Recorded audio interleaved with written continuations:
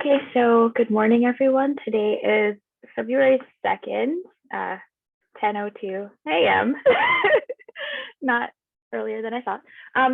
So this is the enhancement sub-project meeting of SIG Architecture, and we are under the Kubernetes Code of Conduct. So please follow it and be kind to each other. If you have any problems, you can also contact me after this meeting. And I guess we can begin. We have an agenda just so everyone knows, like I have a meeting at 10:30, so I have to run. And yeah, so I just wanted to give a little bit of an update on the process kept. Like that was something that I was working on, but then it kind of got set to the side a little bit because I was changing jobs. So I lost the thread of it a bit. So my goal is to have I'm basically compiling a bunch of notes on it right now, and I'm going to attend the SIG architecture meeting probably next week to get just some ideas from them, since they're some of the major people that have made process caps. And I'm also going to reach out to a few people that I know recently have also made process caps as well. Like James did one. I don't think it got accepted, but he actually went through the process of using the traditional template for other things. So I thought it would be great to also just get some initial feedback before, I go and write up like a whole template into some notes. And then hopefully I will have some feedback on all of that to share in the next meeting, or a draft, something to share and review. It's more of like a niche topic, but basically the idea is that there are people who want to memorialize changes to some processes that they have. They might be like standards in Kubernetes. It might be how their SIG does something. And so far, all we have is just a traditional kept template, which is fine, except like there's a lot of things that don't really, it's all just like NA, and it's such a drag to go through and NA it. But then also changing processes and policies kind of have a different set of questions. The regular kept template is more about features and like technical changes that are going into Kubernetes. So those are very much beholden to a release cycle, whereas a process kept is more of a collaborative change, or a change that I think relies more on conversation and feedback from the SIG or potentially the Kubernetes community at large. So one of the things I'm thinking about is when like the cadence was changed, right? Like some of the problems there, it wasn't that the cadence was changed, it was how was that rolled out? How were people notified? It felt really last minute and people didn't necessarily feel included. So providing some guardrails depending on the like the scope of the change.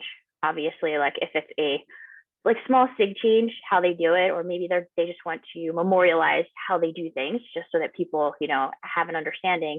That's one thing. But if we want to change something that, affects the entire project, how do we roll that out? Like, does it necessarily make sense to say, like just announce it all at once at the end of a release cycle and just kind of spring it on everybody? Or is there a better way to do that? So I think that, removing some of the NA sections so that, we can remove kind of some of the noise, and then thinking through some of the things that would be really beneficial to include for more process, procedural, less technical feature things is going to be a lot more helpful for people. So just like it's a drag to fill out the template for that stuff, but also, like what do we need as a community to make sure that people can roll out those kinds of changes? So that's kind of like my framing of it.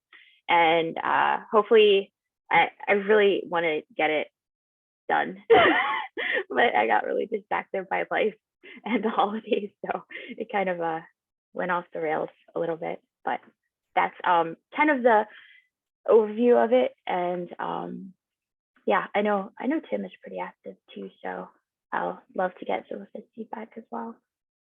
That was all I had. I just wanted to share that update to keep myself accountable and put it out there. And yeah, so I'm gonna stop babbling now.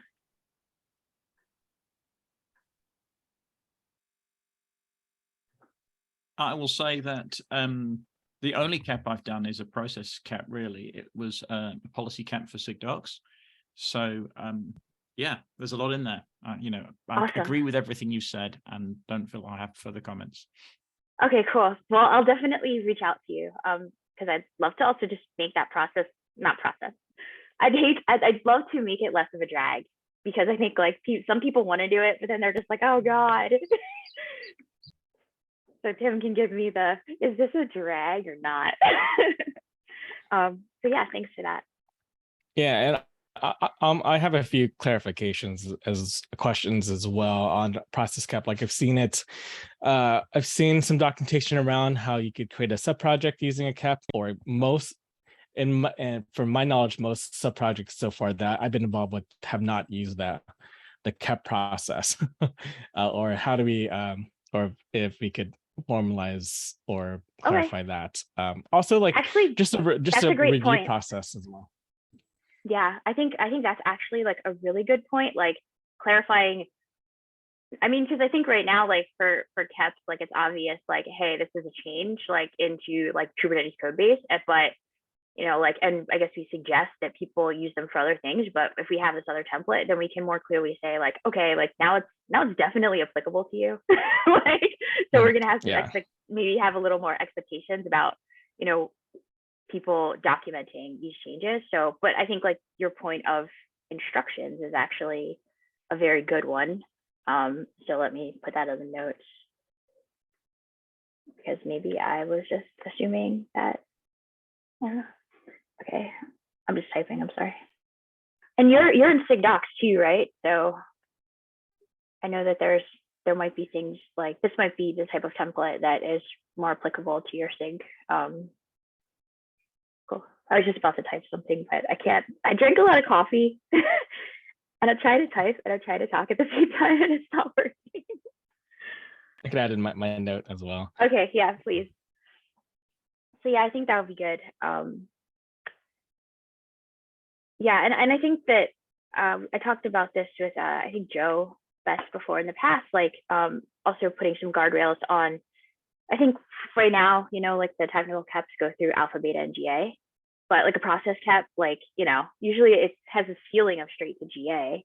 And I think that makes a lot of sense for like small things. Like if SIG doc says like, hey, we're doing something that only affects SIG docs, or we want to memorialize this thing that we already do, or, we're going to make a change, but we already have this consensus within our SIG, like, and it doesn't necessarily majorly affect other people, like that straight to GA idea is really good. But like if we have changes that affect the entire Kubernetes community, maybe put some guardrails on like, well, what does a rollout mean for a process change then? Like, are you beholden to a release cycle? Are you beholden to some other sort of adequate time period? I mean, like, I think for the process caps, there's this idea of like, kind of in my mind, like feedback and an adequate time period to get this consensus, but then an adequate time period to notify people as well, right? So like you can make the change, but if you end up telling people at the last minute, that might be a real drag if it requires them to also do something differently. So I think that's the part that probably is going to be like kind of interesting. And then the idea of like, well, if you submit your process cap at the beginning of a release cycle, since we have 3 a year, and you do an adequate amount of notification, then sure, maybe that for that major cap, that's enough to like let people have it go into place in the next release cycle. But maybe if you don't, or if you just introduce it whatever you want to, then you're going to need a greater period of time. So that's kind of something that I'm interested in hammering out, like as we get a draft and trying to come up with some guardrails on those like bigger sort of more widespread effect sort of policy or process changes, but scope to obviously the impact. It's a lot easier for a SIG to change things for themselves than the entire Kubernetes community, or maybe a SIG doc also had to, like, it's going to affect another SIG a lot, then you're going to have to make sure to give them enough feedback time and change as well.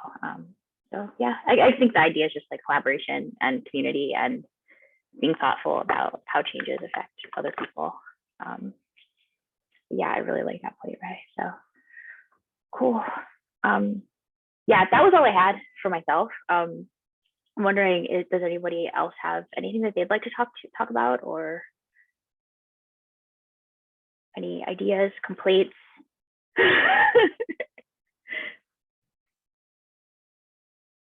Okay, cool. Well, none for you, Tim? Okay, cool. You said so it, I guess, oh, okay, cool. So I guess we can just leave it at that. I wasn't sure if somebody else was gonna come, but I guess not. So yeah, I'm gonna start working just on like a more freeform draft, because I tried to make like a template draft and I was like, this isn't a great way to collect ideas at all. Like, so let me I'm working kind of more on just like an idea document to kind of put them into categories and solicit some feedback. I know that sometimes people submit KEPs and other ideas that they're very opinionated on, and then they get feedback, but then you kind of have to redo everything. So I'm gonna try to do just like a little period of time to like solicit some feedback on some of the ideas, and then let that kind of shape like how things turn out. And obviously we could always iterate on this type of KEP, I think, because it's a little bit more willy-nilly than like a strict like alpha beta GA technical kind of KEP. Though I suppose like there's still an idea of like alpha GA or beta GA in it for like a very large change. But defining that, I think, would be pretty interesting. I'm gonna stop recording because I think like I don't see anything else on the agenda. And Well, I have one more point. oh, sure. So like one of the things to maybe capture is flag day changes. Like, before today, Kubernetes contributors could wear any hats they like. After today, all Kubernetes contributors must wear sailor hats. And like, it's just like, it's an on or off thing, And sometimes it won't be with hats, which we could roll out gradually. But sometimes we would have to have a change where everyone agrees. Like, we used to do this and now we do that, and we have to all switch on the same day. So just like, I think that's sort of that's like a user story for the policy and making policies. Yeah. No, I think that's a great point, especially like, and that comes down to like making sure that people are giving people heads up, like time, but also making them aware that the change exists and then what they have to do. And so I think that's like exactly what I'm thinking, where it's like notification and coordination and communication is kind of the most important part, So it's like, if everybody has to switch to sailor hats, then everybody better know that, and they better also have a sailor hat. Like, you better make sure that, like they have this ability to do the thing on the day, but also be aware of it. And I don't think like letting people know maybe like a week ahead of time is going to be enough. So actually, the more important thing, I think, is like, we probably want every time we're going to have one of these, we have a process for saying, hey, there's a GitHub discussion. And we're going to put a banner up on kates.dev saying, hey, there's a GitHub discussion. You need to know about this. That's exactly it. That was actually, I'm so happy that you're saying this, because those were things that I was thinking of, like in my like brainstorming, was not just say, hey, you have to let people know, but especially with the magnitude of the change or the impact of the change, like how do you have to do that? Like not just because it might not be like sufficient to just send an email to KDev, right? Like, or write something in Slack. It might be something where you really need to, utilize blogs. You might need to, use a lot of social media accounts. You might really need to publicize these changes, or not just the change, but that you are in the process of soliciting feedback for that change, right? Like, because that is the telling people that, Kirsten, especially as if the change is massive, you really need to work to solicit feedback on that change. And especially if it's outside of just like, a SIG changing how they're doing something, you really have to be able to kind of advertise that discussion, if that makes sense. And then by advertising the discussion, you also build awareness, if it goes through, to the thing that's going to happen. So you're also like prepping your audience and participants. So yeah, I 100% agree that you can't hide the change and avoid if it's a massive change, you kind of probably need massive feedback, unless there's, some compelling reason that it doesn't matter. But yeah, definitely. Yeah. I'm going to use another made-up example. Is that all right? People watching the video. I love it. But let's say that we're actually, some of this process is relevant for big changes that are code changes.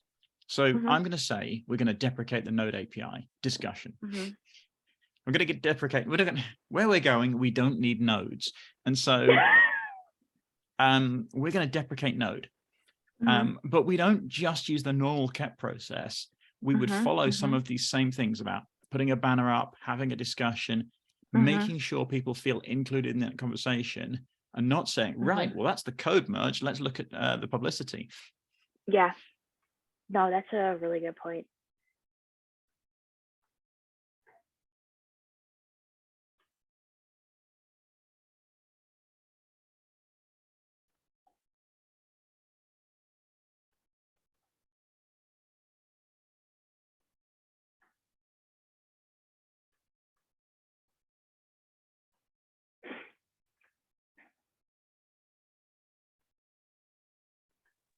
Yeah, I mean, Ray, you were involved in the work to make sure that we did publicize the Docker shim removal from Kubernetes and shift to CRI Dockerd. And I think this process would have helped us. Yeah, I agree.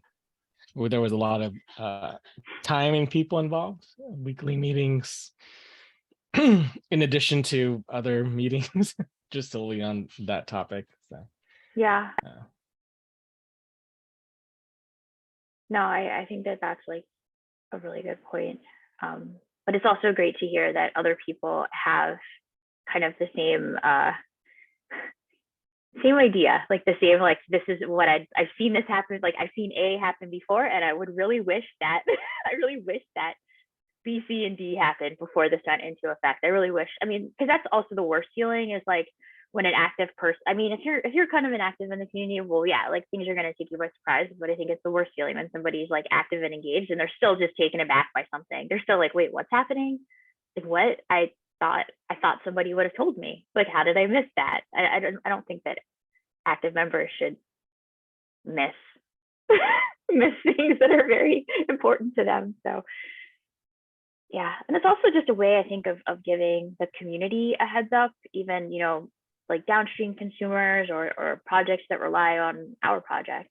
I think that, you know, we can't just say like, well, I mentioned it over here, and this whole entire universe of other people will just find out whatever it is that they find out. I think there's a benefit because, you know, rather than say do something and then a very keen participant sticks something on their forum, or a journalist picks it up. If we go, oh, we're going to stick a banner on you know, this site, it becomes much more obvious to the SIG in question that, hey, okay, right, you know, there's going to be a publicity angle. So it calls out the publicity before we need to worry. It just makes the publicity surprise for CNCF people, for other comms people, not much of a surprise. Yeah. No, I think that that's like a really good point. Because I think like most of the surprise, obviously, is because people just like truly aren't aware. And there's almost like a problem when that happens, because you're like, well, if people weren't aware, like, would this change look different? You know, because if they're only finding out about something like when it's really implemented, you're also like, well, maybe some of these people might have given some feedback in the process of putting this together. So I mean, most people don't, and they're not really involved, but I think that we really do need that visibility, like at both stages, at the sort of formulation of the KEP, and then at the like intended release, as opposed to just the release. I think sometimes like it's like, oh, well, and I think like for a technical KEP, it makes sense to say like at the end of a release cycle, like, hey, we're doing this, our feature is GA now, and everybody knows. But I think for other changes, like, you kind of don't want the first time people are hearing about it to be like this one point in time when it's live now. Like, that's just a very like subpar way to let people know about a change like that. So yeah, no, I love that. So let's think through the minimum communication, I don't know, avenues for both use back and letting commute.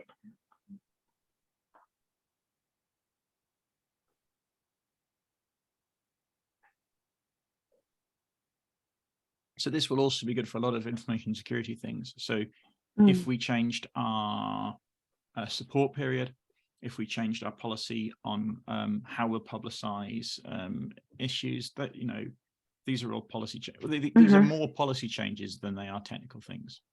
Yeah, that's a good point. That's actually a really good point. Cool. Actually, yeah, this is awesome. Thank you, Kirsten, for shepherding this. This is that is awesome. No, thanks for your ideas. Like, I know that you're really active, so I really value your input. Cool. Does anybody have anything else though? No, now I really have said my thing. I'm gonna stop recording. Wait, where'd my record button go? I have too many tabs, too many computers.